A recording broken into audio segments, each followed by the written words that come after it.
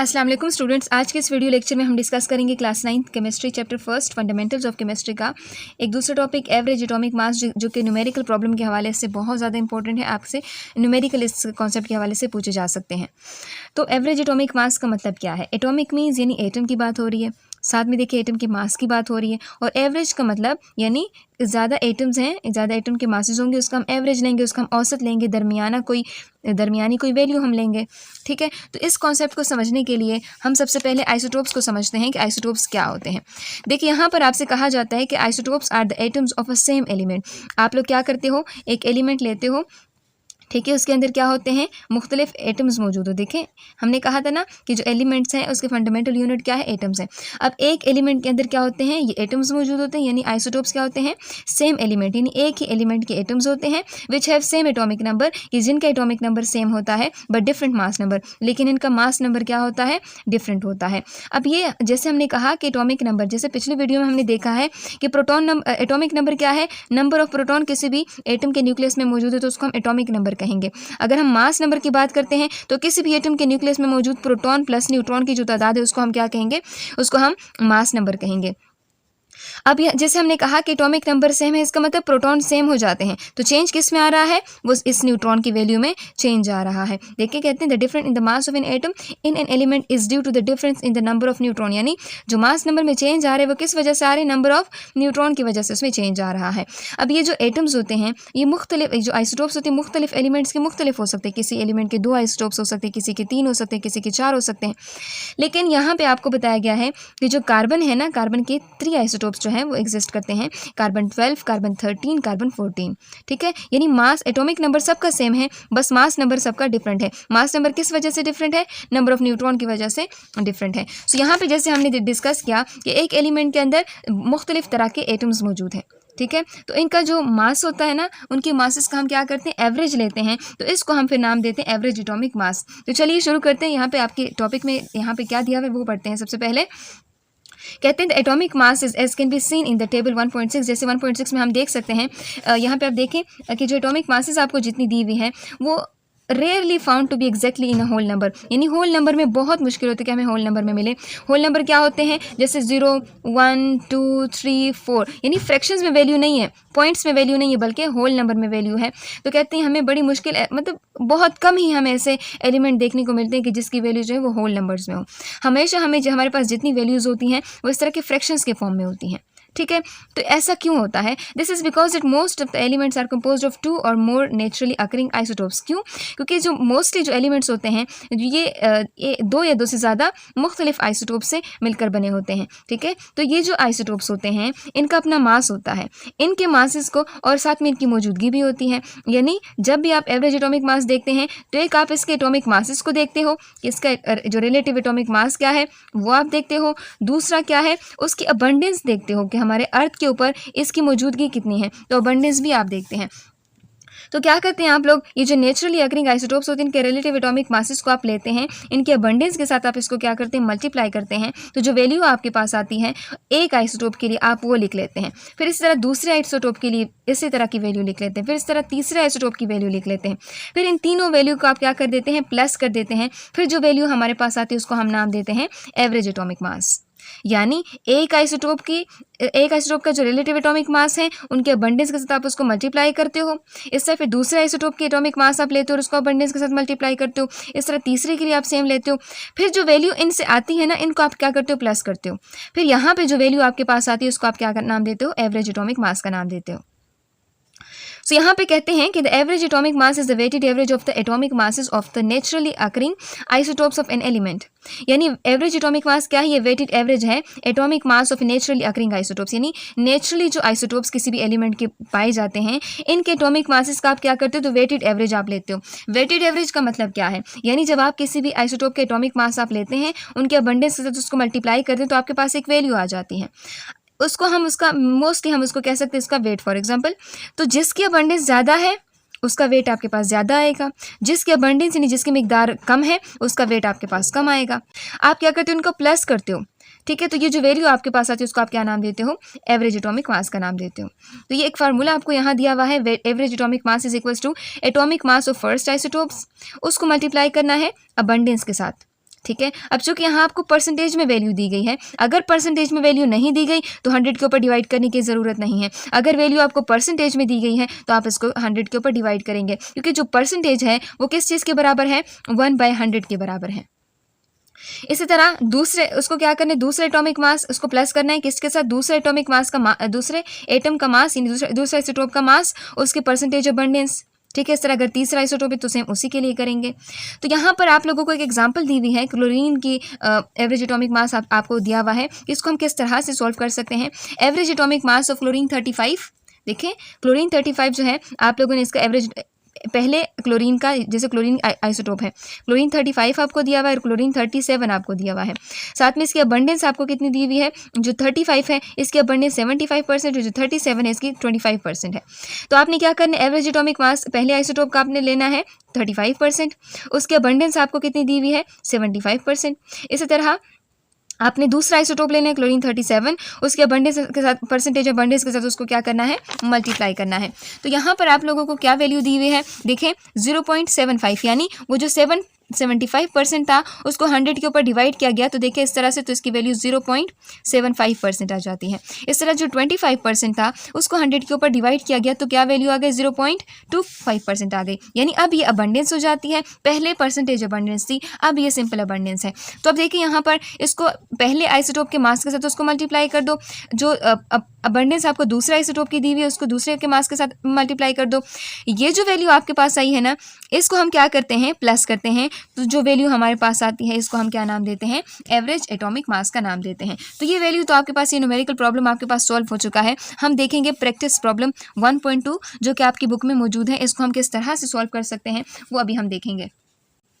अगर आप इसके स्टेटमेंट को देखते हैं, कहते हैं नेचुरली अकरिंग गैलियम जो है उसमें आपको परसेंटेज अबंडेंस आपको दिया हुआ है, गैलियम 69 जो है विद मास ऑफ यहाँ पे देखें 68.9256, और दूसरा जो है, और उसकी इस तरह परसेंटेज आपको इतनी दी हुई है। अगर गैलियम जो है, गैलियम 71 की बात करें तो देखिए इसका मास ये है। तो यहाँ पर आपको वैल्यू दी, आप इसको मुख्तलिफ वैल्यूज़ दी हुई, आप इसको किस तरह से समझते हैं ये आपको बहुत ज़्यादा कंफ्यूज करते हैं। मोस्टली स्टूडेंट को इसमें बहुत ज़्यादा प्रॉब्लम होती है, वो कभी ये वाली वैल्यू लगा देते, कभी ये वाली वैल्यू लगा देते हैं। इसको हम किस तरह से समझते हैं वो अभी हम देखेंगे। चूँकि हम गैलियम की बात करते हैं तो यहाँ पर आप लोगों को वैल्यूज़ किस फॉर्म में दी हुई हैं। अगर आप देखें 60.108 आपको दिया हुआ है, 60.108 आपको दिया हुआ है। ठीक है, ये आपके पास क्या है, इसकी परसेंट अबंडेंस, देखिए परसेंट आपको इसके साथ नज़र आ रहा है। लेकिन अगर इसका मास आप देखें तो इसका मास आपको ये दिया हुआ है। ठीक है। इसी तरह अगर आप लोग दूसरा आइसोटोप देखें, ये देखिए 70.9 आपको दिया हुआ है दूसरा आइसोटोप्स का मास, और उसकी जो परसेंट अबंडेंस है वो कितनी आपको दी हुई है, ये देखिए ये वाली वैल्यू आपको दी हुई है। यानी ये पहले वाले की वैल्यू और ये दूसरे वाले की वैल्यू। ठीक है, ये पहले वाले का मास हो जाता है और ये दूसरे वाले का मास हो जाता है। तो आपने इसको क्या करना है, इस फार्मूले के अंदर क्या करना है, पुट करना है। सो इट मीन्स हमारे पास दो आइसोटोप्स दिए हुए हैं, इसको हम किस तरह से सॉल्व करते हैं वो भी हम देखेंगे। सो चलिए देखते हैं। अगर हम गिवन देखते हैं, गिवन डेटा क्या है वो देखेंगे।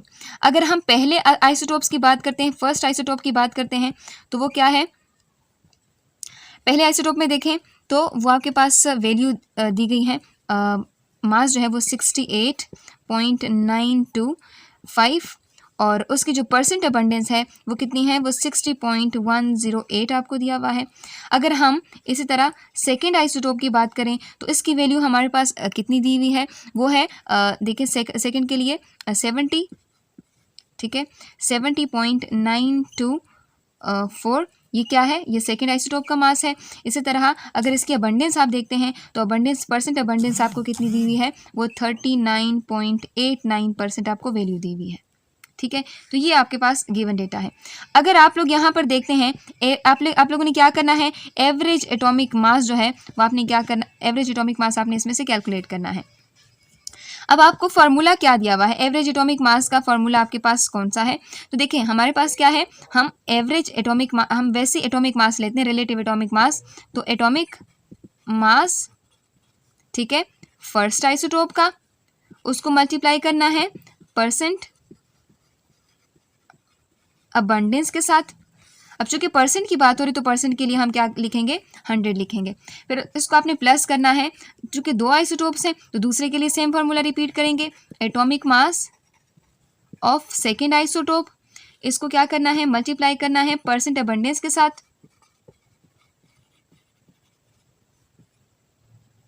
ठीक है, और उसको क्या करना है, 100 के ऊपर डिवाइड करना है।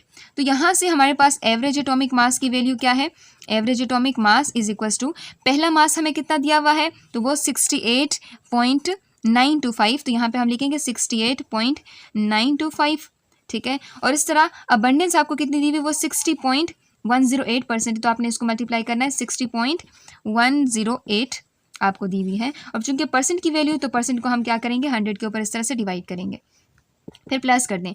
दूसरे जो आइसोटोप है उसकी वैल्यू क्या है आपके पास, 70.924, इसको मल्टीप्लाई किसके साथ, 39.89, ठीक है, और 100 के ऊपर इसको आपने क्या करना है, परसेंट अबंडेंस है तो इसको 100 के ऊपर डिवाइड करना है। अब जब आप इसको देखेंगे ना, आपके पास ना यहाँ से एक वैल्यू आ जाएगी, चूँकि 100 दोनों के लिए सेम है तो दोनों के लिए हम 100 सेम कर लेते हैं, ठीक है। यहाँ से इन दोनों को आप मल्टीप्लाई करेंगे तो आपके पास, आप इसको अपनी कैलकुलेटर के ज़रिए भी देख सकते हैं, क्योंकि कभी कभी हमसे भी कैलकुलेटर के ज़रिए गलती आ सकती है। तो 41 और 42 पॉइंट आपके पास 9, इस तरह से वैल्यू आ जाती है, 979, ये वैल्यू आ गई, ये प्लस इन दोनों को जब हम मल्टीप्लाई करेंगे तो इन दोनों की वैल्यू भी हमारे पास किस तरह से आ जाती है, देखिए 28, ठीक है, 29 पॉइंट और आपके पास आ जाता है 328, ऐसे ही है। 100 के ऊपर डिवाइड, आपने क्या करना है, इन दोनों को प्लस करने, 100 के ऊपर डिवाइड करना है। इन दोनों को प्लस करने के बाद हमारे पास क्या वैल्यू आ जाती है, 6972.307। इस तरह आपने क्या करना है, 100 के ऊपर इसको डिवाइड करना है। जब आप 100 के ऊपर इसको डिवाइड करेंगे तो ये जो डेसिमल है, ये 2 पॉइंट्स इधर आ जाएगा, तो आपके पास क्या वैल्यू आ जाएगी, 69.72, ठीक है। और आप जानते हैं कि एवरेज एटॉमिक मास को हम किस चीज़ में लिखते हैं, AMU में लिखते हैं। तो जो एवरेज एटॉमिक मास है गैलियम का, वो कितना है, 69.72 जो है आपको दिया हुआ है, ठीक है। तो ये आप लोगों के पास पहले आइसोटोप्स का कॉन्सेप्ट हुआ। ये देखें, ये गिवन डेटा, ये आपका फॉर्मूला और ये आपके पास सोल्यूशन और साथ में आंसर। इसी तरह दूसरा आइसोटोप आपको दिया हुआ है। दूसरा आइसोटोप में देखें, calculate the atomic mass of the neon. देखिए आपको एटॉमिक मास ये दिया हुआ है, ये देखिए, ये एटॉमिक मास आपको दिया हुआ है, ये वाली वैल्यू आपने लेनी है, नीचे वाली वैल्यू नहीं लेनी, क्योंकि एटॉमिक नंबर का आप नहीं लेते, इसमें आप मास लेते हैं। और ये आपको इसकी अबंडेंस आपको दी हुई है, ठीक है, इसकी मौजूदगी जो परसेंटेज अबंडेंस है वो दी हुई है। तो गिवन डेटा तो आपके पास ऑलरेडी मौजूद है, ठीक है, गिवन आपके पास है। फॉर्मूला आप डायरेक्टली इसके ऊपर लगा लें। फॉर्मूला आपके पास यहाँ पे कौन सा लगेगा, आपने क्या करना है, average atomic mass is equals to, सबसे पहले आप लोगों ने फर्स्ट आइसोटोप लगाना है, ठीक है, फर्स्ट आइसोटोप का मास इसको मल्टीप्लाई करना है उसकी अबंडेंस के साथ, यानी परसेंट अबंडेंस, और इसको 100 के ऊपर डिवाइड करना, क्योंकि परसेंट है तो हमने कहा परसेंट का मतलब डिवाइड, तो आपने इसको 100 के ऊपर डिवाइड करना है। प्लस सर सेकेंड आइसोटोप की अगर हम बात करें, सेकेंड आइसोटोप उसका मास, इसको मल्टीप्लाई करना है उसकी परसेंटेज अबंडेंस के साथ, और उसको 100 के ऊपर क्या करना है, डिवाइड करना है। प्लस इस तरह तीसरे के लिए, आप थर्ड के लिए भी आप लिख लेते हैं, थर्ड आइसोटोप उसका मास, उसको मल्टीप्लाई करना है उसके परसेंट अबंडेंस के साथ, उसको 100 के ऊपर क्या कर दिया, डिवाइड कर दिया। अब एवरेज एटॉमिक मास जो है वो आपके पास क्या आएगा, ये तीनों फार्मूलाज की जगह, पहले की जगह अगर हम पहली वैल्यू लिखें तो देखें, पहला आइसोटोप आपके पास कितना है, पहले का मास कितना है, 20, उसको मल्टीप्लाई करने, अबंडेंस उसकी कितनी है, 90.51, ठीक है, उसके बाद उसको 100 के ऊपर डिवाइड कर दे। प्लस दूसरे की वैल्यू आपके पास क्या है, 21 मास है, और अबंडेंस कितनी है, वो 0.27, 100 के ऊपर इसको डिवाइड कर दे। प्लस इस तरह नियॉन, अब तीसरे की देखें तो 22, ठीक है, ये देखिए 22 है, और इसको मल्टीप्लाई किस चीज़ के साथ, 9.22, और 100 के ऊपर इसको क्या कर दे, डिवाइड कर दें। तो आप जानते हैं 100 सबके लिए सेम है, तो आप क्या कर लें, यहाँ पर 100 लिख लेते हैं, ठीक है। इस तरह आपने क्या करना है, एक की वैल्यू आप ले लेते हैं, जैसे इन दोनों को आप मल्टीप्लाई करेंगे, ठीक है, 20 और 90 को आपस में, 21 और 0.27 को, 22 और 9.22 को मल्टीप्लाई करेंगे तो आपके पास क्या वैल्यू आएगी। फॉर एग्जांपल यहाँ पे आपके पास क्या वैल्यू आ जाती है, 1810.2, ठीक है। प्लस यहाँ से क्या वैल्यू आपके पास आ जाती है, वो 5.67, प्लस इन दोनों को जब आप मल्टीप्लाई करेंगे तो आपके पास क्या वैल्यू आ जाएगी, 2.84। ठीक है, ये वैल्यू आ जाती है। अभी इसको आपने क्या करना है, इन सबको प्लस करना है। प्लस करने के बाद आपके पास यहाँ वैल्यू आ जाएगी 2018.71 और 100 के ऊपर आप इसको डिवाइड करेंगे तो जो 100 के ऊपर डिवाइड करने के बाद ये जो डेसिमल है ये 2 पॉइंट इधर आ जाएगा तो 20.18 आपके पास आ जाएगा और ये आपका आंसर होगा।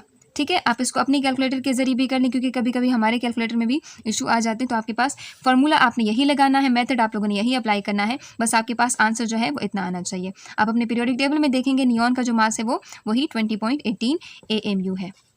ठीक है, तो ये आप लोगों की वीडियो हो गई है। नेक्स्ट वीडियो में हम इंशाल्लाह नेक्स्ट लेक्चर केमिकल फार्मूला को देखेंगे।